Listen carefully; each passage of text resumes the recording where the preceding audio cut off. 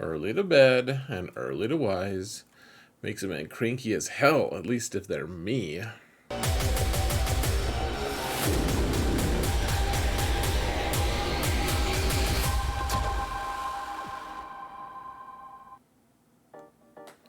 Hello everyone and welcome to another episode of Xaereth Prevails, a Grand Arena story. We're in match number 4 now, guys. We're skipping forward a little bit, and we lost our most recent one against the content creator Kin. It was a just really gross efficiency match, and I don't know, guys. I get so tired of efficiency matches. They're not that interesting to me. I mean, a little bit interesting, I guess, but I can only do so many, and so we're not showing you that one. Like I said in the last video, we're not going to show you every single GAC match. It's 1 or 2 a week at most, is my guess, moving forward. However, we've still got to do this one. This one's an interesting one, facing a friend of mine, actually, and we're still in the top 100, I believe. So here's the situation. Facing Northern Border. He's from Canada, I think. America's hat. Now, so yeah, we're both close to out of top 100. You can see I'm number 92. He's number 93. We're in a new week, and it's full of people that I recognize and don't want to face, including Northern Border. Really good player, knows his stuff, knows his counters, and watches all of, well, maybe not all of, but a lot of my streams. It's a whole mess, guys. You can see that Northern Border, despite having less GP by a little bit than me, has me killed in mods. Just totally destroyed. And interestingly, we're pretty close on relics, actually. Datacrons, I've got a little advantage in some areas. And in others, I mean, look at those level 3s. Just total madness, guys. Alright, here's what I placed on defense. Just not that much. Here's the thing, guys. I recently got a new job, and I'm transitioning to that, and it's great, and everything warrants comment a little bit. However, that means I haven't been paying that much attention. And so the only real thing that I did, I took Jedi Training Ray out with Finn and Poe, and I put Savage Opress with his new fancy Omicron with Malak and Talon in the top front. And that's literally the only change I made to any of my defenses from the last week. My opponent placed, 2 GLs and then a bunch of other things that made me want to use GLs in that front zone. Up top, really good Qui-Gon team. The crew team with Finn and Poe was a little bit disturbing as well, and then that Luke team is really scary because that Hoda is 355 speed, which means there's going to be issues. Before we jump into the fighting, folks, just want to remind you, if you want to support this channel for free, all you've got to do is hit that thumbs up button, subscribe, comment, all of those things, or none of them, or all of them, probably all of them, and yeah, help me mount the algorithm, guys. We're doing it. Mount it up. Mount up. Alright, folks. Let's go to the actual fighting, shall we?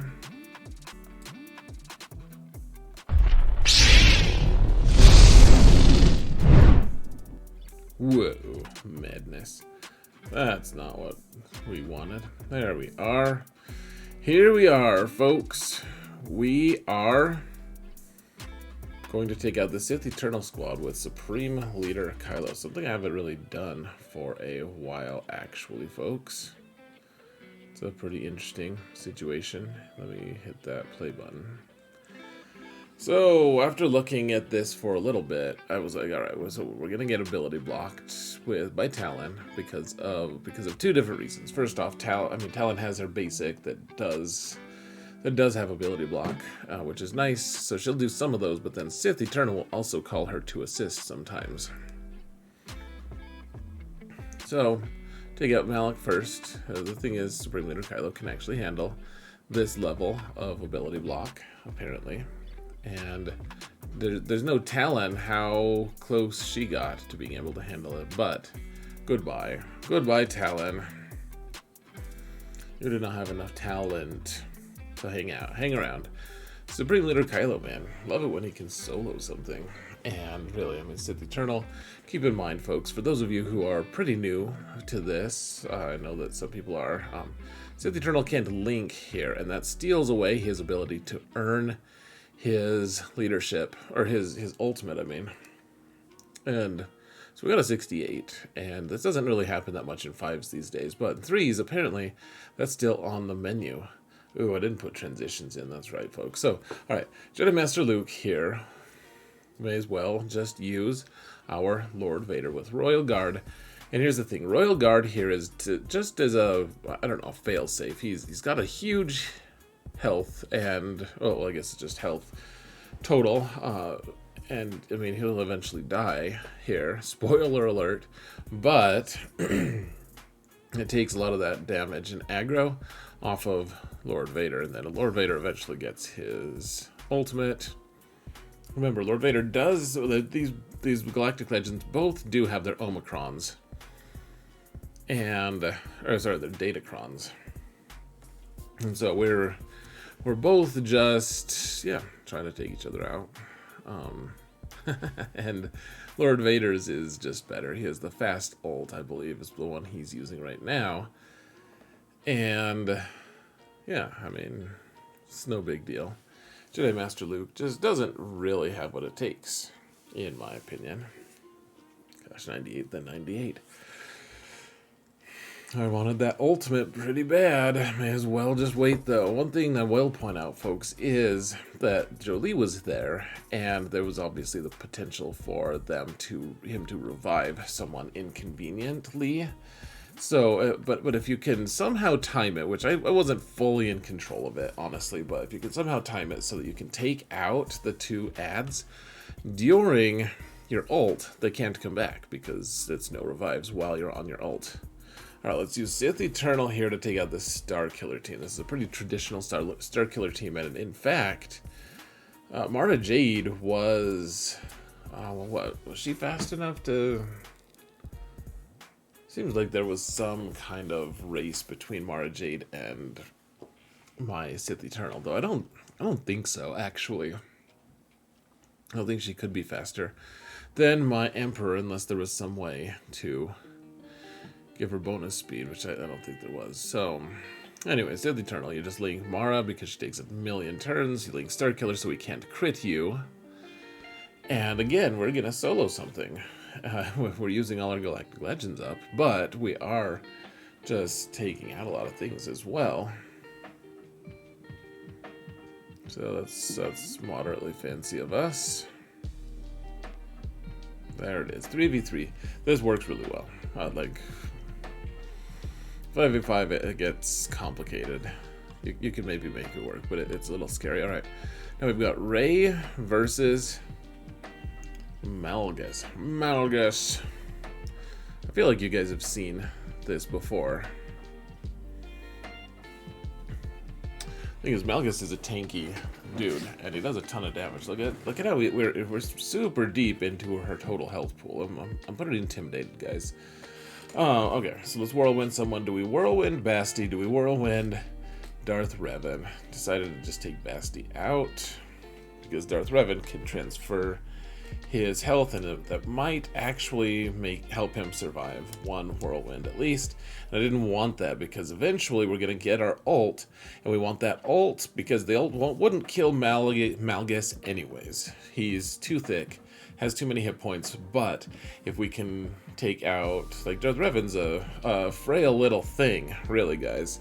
I mean, he just is, especially when he has those stacks of ferocity.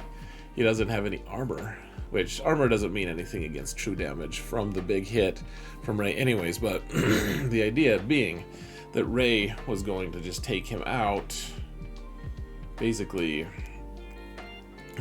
just by default, just by doing her ult, but we wanted to make sure when we did the whirlwind on Bastila that that's what it remained, like we managed to. Gosh, I'm looking at my health pool to see if I should even do lifeblood, folks. I'm like, let's just heal that health a little bit. Let's just heal a little bit. But I wanted to ensure there weren't 3 characters when I hit the ult from Rey. And Darth Revan could have potentially, I wasn't sure if he was going to be able to split the damage or whatever, health equalize. But I wanted to make the most of it. Alright, got the ult finally, just against Malgus. And okay, so here's something I was trying. I wanted to keep EP Mara for something else. And so what I'm doing here, now this is inconvenient. I didn't realize at the time that the General Skywalker had damage immunity to start, and then they all have tenacity up as well. And so the cool datacron from previously with Vader that reduces all of our cooldowns and does all this cool stuff is just not really that. It's not as cool because we're not inflicting debuffs, and therefore we're not reducing our cooldowns. It's a whole mess, folks. It's a whole mess. But the thing is, if I can use this team, then I get an EP Mara team to just forge out and go get deleted by something that is really cool. Alright. So the question is, at what point do we get our Star Destroyer of Healing?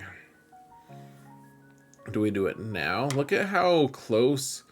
Man, old Ben's health is pretty frail right now. I don't know what that dynamic is. It's because of General Skywalker. It's because of General Skywalker. That's what it is, folks. When he hits someone that doesn't have any protection, he reduces their max health by a certain percent. So, yeah, okay, poor old Ben has seen enough.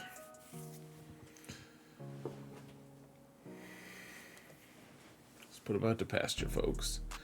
Alright, it's taking a while to do this. We got our Star Destroyer of Healing. It probably saved us, but at the same time, General Skywalker is still on a total rampage right now.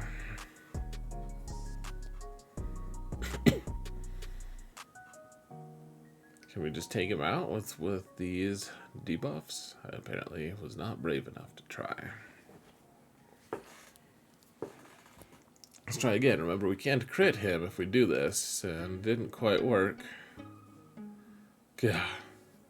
If it wasn't for counters from Starkiller, we'd have been sunk. 52 banners, and we got to the back zone. You know, we did okay. We did okay. Does he have any GLs in the back? The answer is no. So let's take Hux here against CLS. And CLS is just built a little too beefy, and therefore let's just try to take out Chewpio first. I'm trying to remember all the mechanics. We want to get advantage onto Hux so that he can force them not to gain turn meter, because advantage stops them from getting turn meter. And then, you know, first order TIE Pilot, I'm just trying to figure out who's gonna go first. Is TIE Pilot gonna go first, or is Chewpio? Eventually I decided it was gonna be TIE Pilot, so I just did this move, and then TIE Pilot can just do a basic, and that will call Red to assist if you crit, which he should crit because he has advantage. And yeah, hopefully this works. Maybe we should just get spiteful and kill 3PO. I took a long time to think about it, apparently, but we made the right choice, and we were rewarded by a dead, roasted Wookiee to eat. Delightful. Well, we were awarded that, and then CLS is like, you know what, I'm going to try to just solo your whole team with the aid of my trusty annoying droid, C-3PO. Gosh, they're doing so much, and Hux can't get advantage right now because he has confused on him. This is a mess, guys. I'm not doing too hot.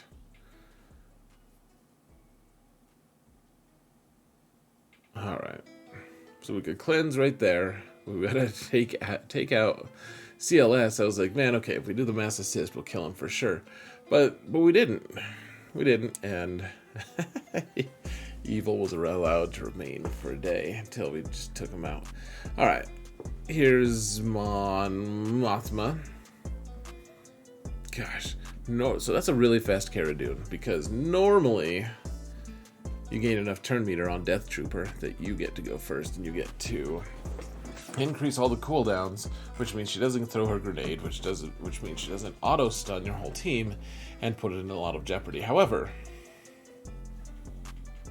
yeah, okay, so sometimes try to push that delete button with Death Trooper, even when you know you can't land an actual death mark. If you just push delete, it still takes him out forever. Alright. And yeah, let's take out this TIE Fighter pilot. Has the bonus, I forget if it has the bonus turn when I take a turn. One way or another, it's not gonna work here anymore anyways. Took him out. Jedi Training Ray.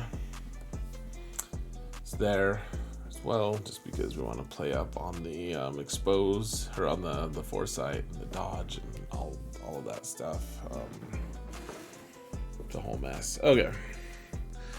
So here's one way around this Qui-Gon team, folks.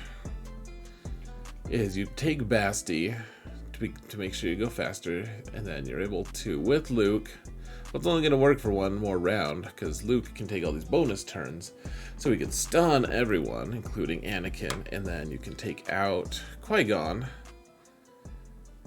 and then Anakin just takes his turn, because he's stunned. He takes his turn, doesn't do anything, and then you can target him and take him out. Alright, here's Bam with IG and Kuiil against Inquisitors. Apparently my opponent does not have Grand Inquisitor, which is fine. No shade on him, but also, look at all those debuffs, man. It's good to have IG here. IG is going to help us. Okay, we only have 8 on our Whistling Birds. I guess let's hit Seventh Sister out of spite.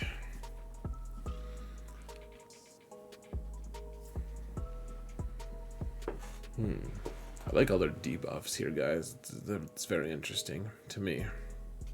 Alright, we gotta take out Seventh Sister as quick as we can, folks. There we go. Figure out. Let's get into the stance. Assume the position. Alright, there's 5th. Now you can just kind of stay. Gosh, look at, we're gonna get perfect banners. I would say that Mando tried to do a good job, but well, whatever. He did a knife job, we'll say that. 56 banners, not much better than that in my opinion.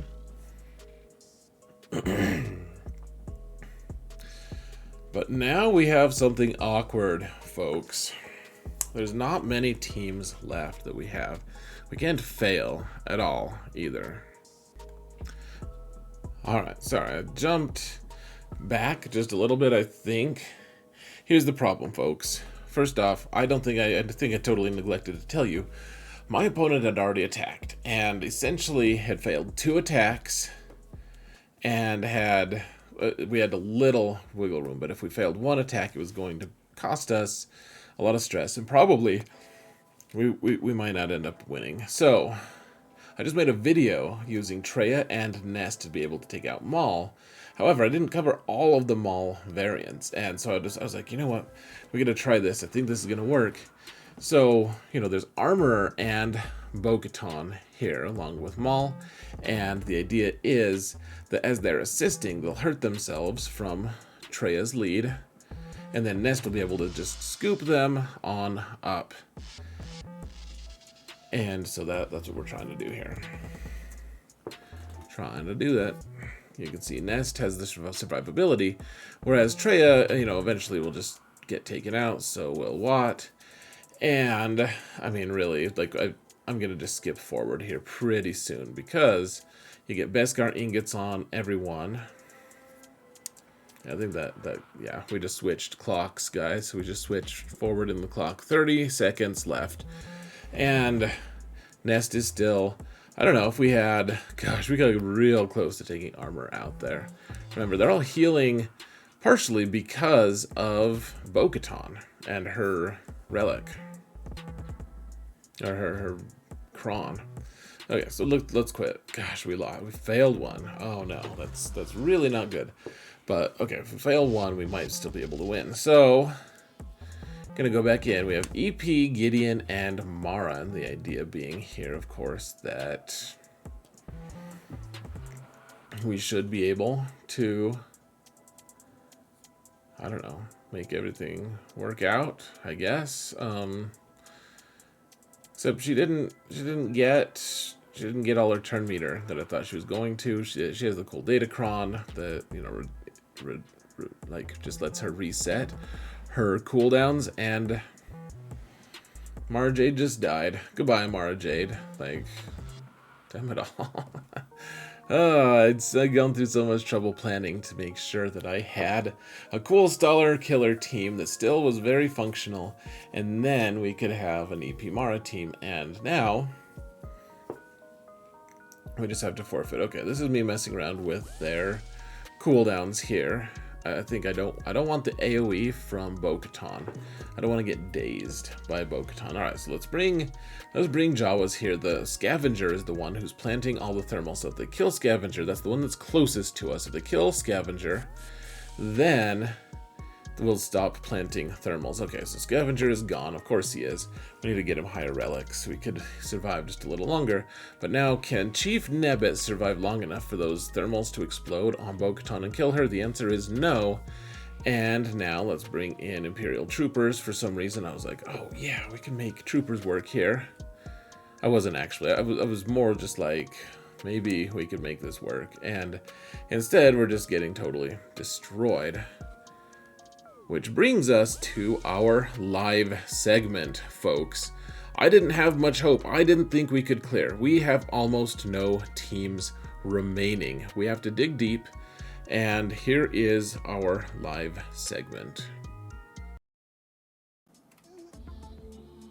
Really should have saved Jedi Revan for something different. What's a man to do here? Alright. Who are you gonna hit? Just gonna spread out all your hits. Oh, killed. Okay.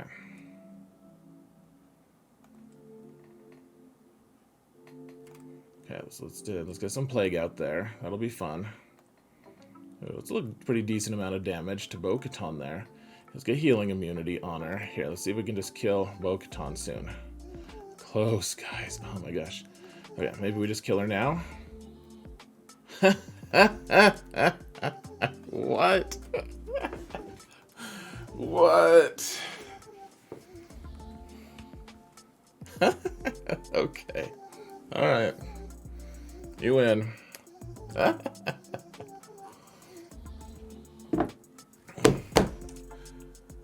Oh, that was stupid. Oh my gosh.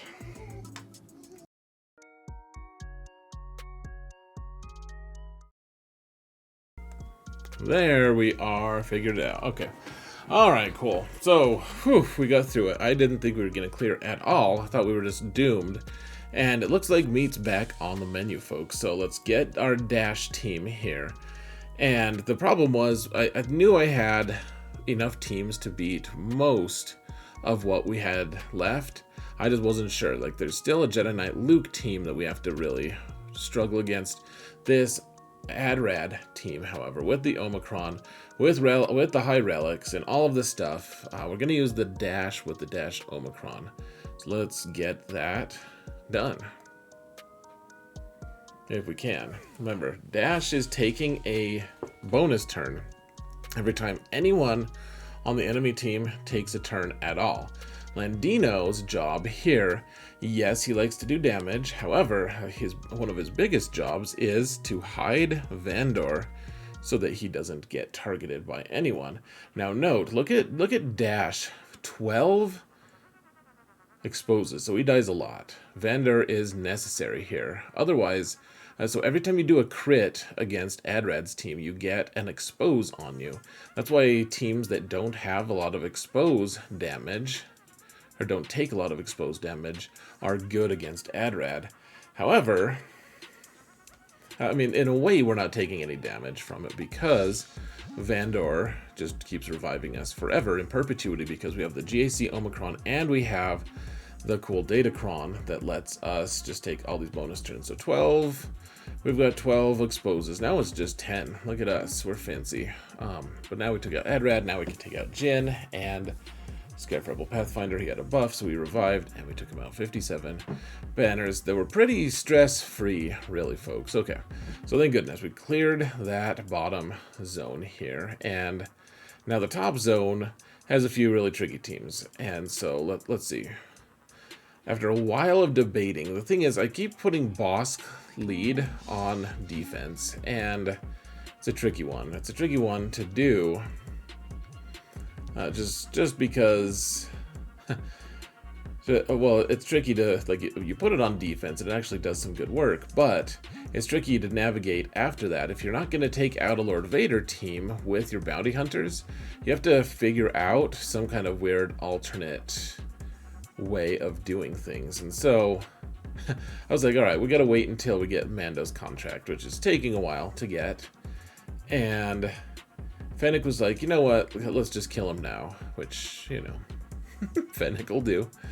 You'll have that from Fennec. All right, this was a risky one, guys. Northern actually came up with a fairly good defense and made it so that it was mostly Wampa proof, which is impressive. And the reason this team is kind of Wampa proof is because they do tenacity down from IG 11. Now, you saw that I waited with Wampa. Well, I don't know. I think they got tenacity down before I got a turn. But one way or another, you wait with... See, note that I didn't do the icebreaker thing until IG does another tenacity down. Because the second you do tenacity down on Wampa, then... like, Grievous is able to stun you, Kuiil can stun you, you get shock, so you don't gain turn meter. It's a whole mess. Tenacity down is really, really dangerous. Okay, finally, I have one Galactic Legend left, and so I'd been saving it for this final team. I couldn't figure out which team I could use to be able to beat this Jedi Knight Luke team. Just didn't, it was a little too fast, and I didn't have Maul available to be able to take it out, and that's something I should probably get back to doing, is taking Maul for offense in 3v3 sometimes. He's just such a pain on defense sometimes. People have to use something interesting to do it. So, gosh, I mean, Luke's taking all the bonus turns because he's got the cool bonus cron and everything. So what we need to be doing here... Well, I forget now if this... Oh, this team didn't... I was going to say, we normally have Riposte available, but we actually lent out the Datacron of Jedi Master Luke's to some other light side team, so we'd have bonus turn meter, because I was like, you know what, he'll get bonus... Like, he'll be fast enough anyways. We don't need him to be faster, and to be able to beat this Jedi Luke team. Should be pretty easy. So 56, and... we got to the ships, and math, once we did math, I think I needed a 69 average, maybe a 68 average, something like that. You guys can do the math yourselves. You saw the total if you want. It's right around there though. I do have my cheese fleets though. So I have Executor, I have Profundity, and then we'll have to figure out one other team that we can beat, because I think Negotiator is on defense for me. But yeah, the awkwardness of this counter is I don't ever use it. I never use this counter. You know, Executor beats Chimera all the time, sure, or Executrix, whichever one this is, but I haven't done it personally. This is outside what I don't know, typically have to, I don't know, endure is not the right word, experience. So just trying to figure it out, I decided at one point not to reinforce at all, and we're only taking one reinforcement here because I need to pinch banners, need to get as many banners here as possible. And okay, we got our red contract, which, I mean, it's a pretty big deal. Just waiting until Executor can blow up their ship, and then we'll be good to go. Boom. Okay. Goodbye, ship. Go F yourself. There we are. 72 banners. Okay, so that's a few banners above what the average needs to be. Raddus and whatever it's called is left. And so let's take out the Raddus. I guess Malevolence is the word for it, folks. The GT2 fleet. No, it's not even that. It's Empire and Malevolence and Raddus. So nothing approaching that. Gosh, look at that stupid Falcon just plowing the road with all of our poor Geos and stuff. Geos and Vultures. So the reason I took this, I was like, well, we're not gonna get great banners against Raddus, but Raddus, the AI almost never plays this right. Like, Raddus is actually a soft counter to be able to beat Malevolence fleets, or at least it used to be way back in the day when that was more relevant. However, that's only if you play it a very specific, very intentional way. And in this case, I mean, the AI just doesn't know how to do it. Alright, who do we got left? Oh, I think that's Poe. Poe came in and killed he just like wrung the neck of one of our poor Geos. It's not fair. It's outrageous. It's unfair. I'm gonna dig out Poe, guys. Look at how evade-y he is. Look at how evade-y he isn't now. Goodbye, Poe. Go have yourself. 69. Woo! Alright. Got that 69. Alright. So, as long as Profundity can get somewhere approaching 70, we should just be in the clear. So I decided to take out Sunfat first. Again, I don't practice this at all, because it's not an arena. This isn't something I know about. You know, cheesing fleets is fun, but it's difficult in its own way. Alright. So let's do that little cleanse, heal thing. I don't know what that was. I forget what it is. It didn't do that much, really, but okay. We're just kind of biding our time. Gosh, look how they're about to kill our poor Y-Wing. Not cool. So if we can do crits, which we're not critting actually, but if we did more crits, then Y-Wing gets to heal, at least its protection. Let's hand the turn to Outrider, who doesn't have much turn meter at that point. So, you know, bonus turn for the Outrider.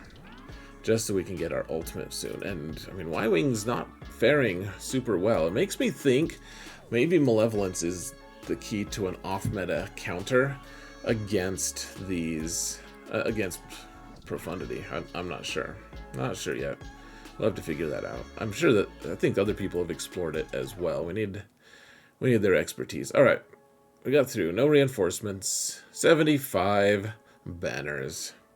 And with that, we did get the clear, and we got the win as well, folks, by, what, 9 banners? Gosh, what a clincher that was. What a crazy match. He dropped a total of 60 banners, and I guess that means I dropped a total of 51. A lot of people are like, wow, that's not a Xaereth score. Normally, I'm like, yeah, I know. Getting in the 2000s at all is just very un-Xaereth-like. It's very un-Xaereth-y of me. That being said, let's go do our final discussion, shall we, folks?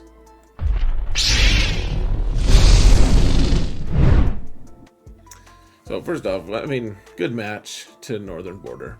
He's a good player, and I think I don't know how much he tried, frankly. He's a good player, and he may well have been able to beat me if he had really focused hard. I have a hard time telling for sure exactly how hard he tried, but you know, 3v3, it's all about efficiency and all about the weird comps, and Night Sisters, of all teams, bailed me out. What a clincher. I didn't think I was going to even clear, because that Maul team is just heinous, and we managed it, guys. So my group this time, so last week was crazy. I recognized almost everyone there. This week, I also recognized basically everyone, and it's a whole mess. I mean, This win actually brought me to number 69, place number 69. So if I win the match that I'm about to, I'm gonna do my attacks after I make this video and go to bed for a little bit. Once I do that, I'll be able, you know, if I can win, which who knows if I can, I'll be in the top 50 once again. So 2-2 so far, folks, and I'm pretty proud of it, actually. It's these guys are all really good, and just playing efficiency in 3v3 is, I don't know, it brings back old memories. Some of them good, some of them like, why am I doing this to myself? I do like 3v3 on some levels. Keeping 5 GLs for offense just seems so mandatory these days. I mean, there's a lot of off-meta stuff for sure, but it is just such a nice flexibility something to be able to just work our way, to be able to work our way through with Galactic Legends, easing the way and beating the teams that we really weren't prepared to beat. So anyways, guys, let me know what your thoughts are here. I have I've been thinking about trying to make some of these GAC videos even better production value. Now, I'm like, even better. I know that it's not amazing anyways, but anyways, let me know what your thoughts are. What features would be cool for these GAC videos? What would you like to see? What do you like right now? What am I doing that I'm doing well? And honestly, guys, think of feasibility for me. And I know that maybe you don't know what it takes a long time and what doesn't, but these videos already take probably somewhere between, and not just recording the actual gameplay, but actually just like editing, probably takes somewhere between 2 and 6 hours each for me to be able to edit them, record them, do all the things that I need to do. So, you know, can't add too much time on, but I would love to hear your thoughts on what would make these videos better. Maybe I won't follow up on any of it, maybe I will. I would love to hear it though, guys. So thank you all so much for watching, and remember that in all things, Xaereth prevails.